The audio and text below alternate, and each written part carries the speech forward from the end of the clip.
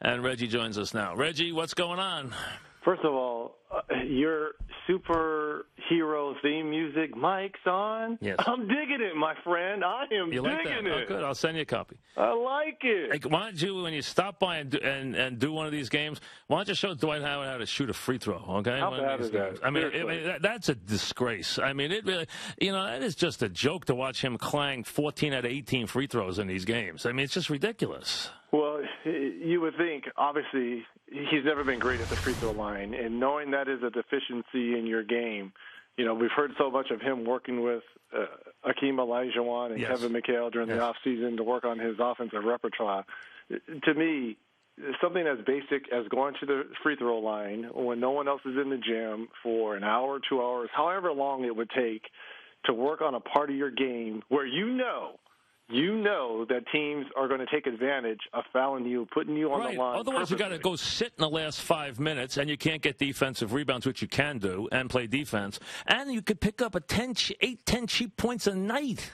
It's interesting because I was watching their double overtime victory over Toronto last night, and I tweeted out the start of that second overtime. If I'm Coach Casey of the Raptors, I would foul Dwight, and he was on the floor, and I know there's different rules. Once you get in the overtime, you can't purposely foul. Right. But as soon as the ball went into him, I would just push him and wait till they got to the bonus. But they let Harden beat them. Yep. There's no way that would happen with Dwight on the floor. I totally agree. I'm just going to foul him and wrap him up every single time. And Minnesota did it to Jordan in the Clipper game. He did the same thing. The guy can't make a free throw.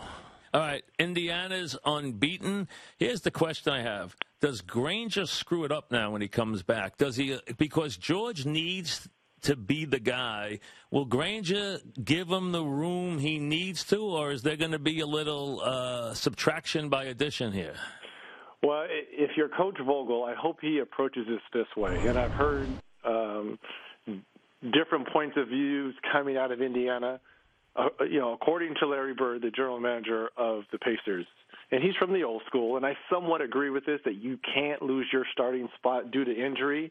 But in my opinion, Danny Granger's been out for so long, and this team has thrived, and George has become a superstar. And George has become the man, the face of the franchise. Yep. And he is playing at such a high level right now. No question, he's a superstar. And Lance Stevenson coming off a triple-double last night, his first of his career. And he's a tough guy, too. And he's a wild card for them. Now, if you're Danny Granger and you're sitting back and you've seen the start of the Pacers season, obviously, and the success that Paul George and the team has had, I think I would go to Coach Vogel and say, look, I will make our bench better.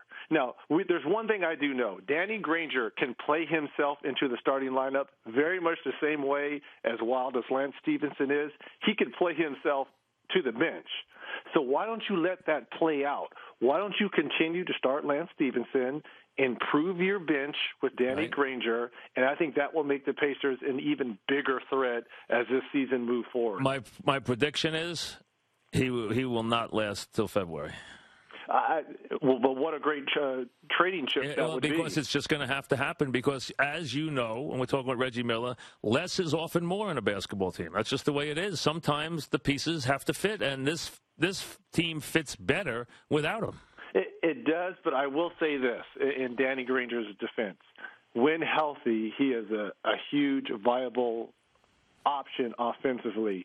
And I really felt if he was healthy while playing Miami last year, even though they lost to the Heat in 7 games, you're going to need that offense come playoff time. I know what the Pacers are going to give you defensively, but you do need to put the ball in the basket to win ball games. Now tell me this. You know this and I don't. We're talking with Reggie Miller.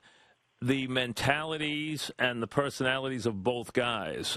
Will Granger be accepting to a different role that could lead them to a championship, or will George stand his ground and not let Granger upset him or change his ascension to superstardom?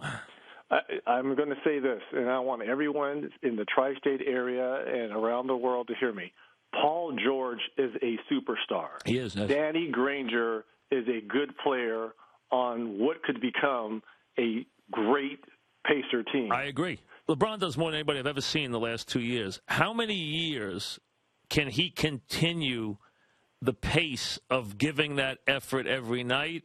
is it another year? Is it 2 years? Or are we already reaching that point where he can't do it anymore? I mean, are we a year or two away from that? How many more years can we expect him to give that effort every night? 3 to 5.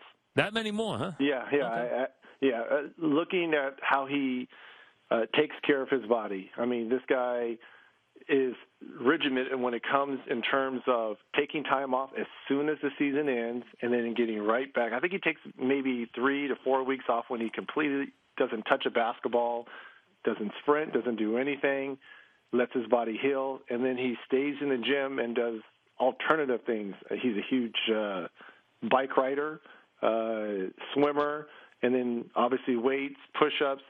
So 3 to 5 years at the level that you and I are talking about, where he's getting it done at both ends, right? Defensively, every single night, every night, and being the guy. I mean, the focal point of every play, both ends of the floor, the whole game, which is incredible stuff that he does. I mean, it really. And is. I'll go closer to the 5-year if they surround him, or if, like Dwayne Wade, which it's question mark still, if he can remain healthy as well.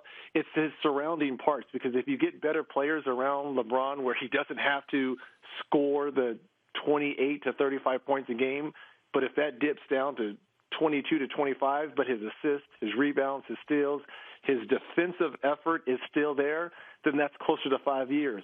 But if he has to do what he did in the playoffs last year, well, that's when it slides down to he only has 2 to 3 more years of playing at that level in this league.